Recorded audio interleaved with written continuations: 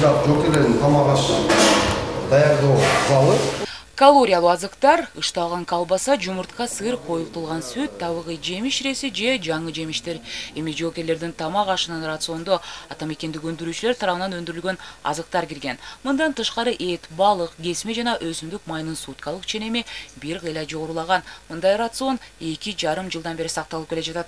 Тамак ашты берердин алдын 20 мүнөт, 30 мүнөт эртерээк келип медицина кызматы текшерет. Тамак аскер бөлүктүн ашканасынын санитардык абалын биринчи очурет. Азык-түлүктүн жаңы нормасын кабыл алууда аскердик кызматтын өзгөчөлүктөрү, жокерлердин күжүрмөн даярдыгы, климаттык шарт жана башкалар эске алынган. Курсак аябай эле мындай гражданкада даже мындай тамак бербейт го. Мындай сырттагыдай эле тамак же деп айтпакта наоборот. Мындай ойлогондой эмес, мурун ойлочу эмес беле. Тамак жетпейт депчи. Наоборот тамак же деп кыйнап турушат.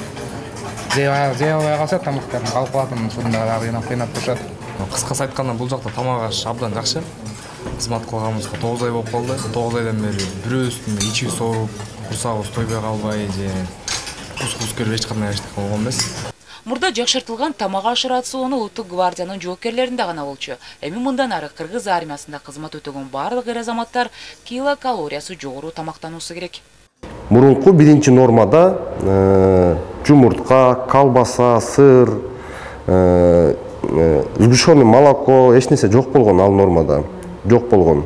Ал жакта 9-чу нормада гана болгон булар. Гвардиянын составы гана тамактанышкан. Азыркы учурда Кыргызстандын бүт аскер бөлүктөрү, куралдуу күчтөрү биринчи норма менен камсыздалат. Ал нормага ошол жаңы өзгөрүүлөр киргизип, эттин көлөмү чоңойгон.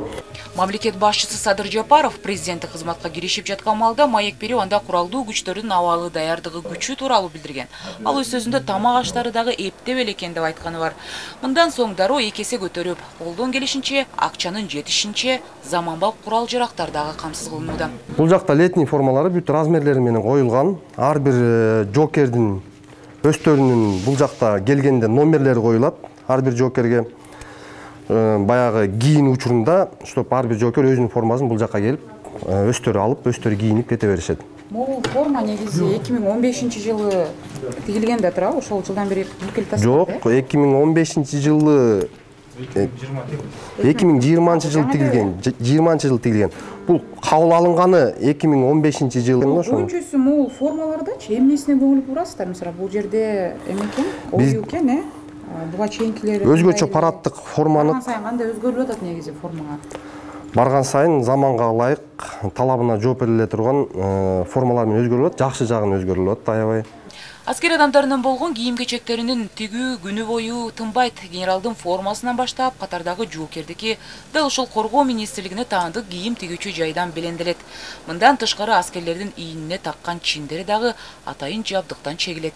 Жыл сайын аскер кызматына келген жаңы толуктоолорго молодой пополнение деп коет, ошолорго тигилип даярдалат. Андан тышкары офицерлерге, прапорщиктерге, контрактный службадагылардын бардыгына ошо берилет.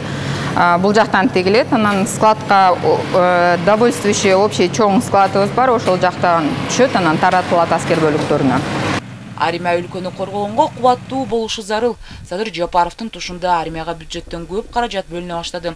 Дүйнөдөгү чакырыктар менен коркунучтар маалында өлкөбүздүн коргонуу жөндөмдүүлүгүн жогорулатуубуз өтө маанилүү. Ошол эле Тигр бронетехникаларын, обур аскерлердин техникаларын, ТБ2, Акынжы, Аксуңгур учкучсуз учуучу аппараттарын сатылып алынган. Коргоо министрлиги үчүн жаңы Ми-17, Б-5 тигүчактар алынды. Мамлекет коргонуу жөндөмдүүлүгүн арттыруунун алкагында аба чабуулунан коргонууга камсыздоого жардам бере турган Печора модернизацияланган мобилдүү зениттик ракеталык комплекс сатылып алынганы маалым. Айгерим Жаныкул, Аскар Маратов, ЛТР, Бишкек.